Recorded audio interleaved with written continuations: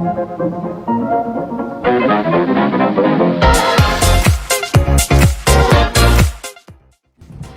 guys, my name is Andre and this is Gypsy Tips.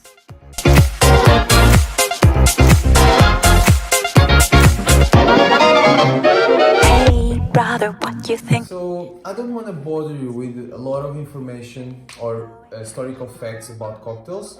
For that, I will always leave links attached to the description of the videos where you can find more information if you are interested, or if you are in the industry and you are searching about more info about certain cocktails.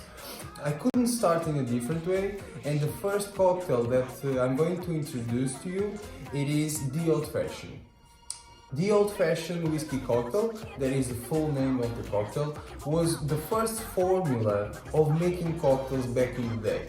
Mixing sugar with spirit, water and bitters was a big deal back in the days.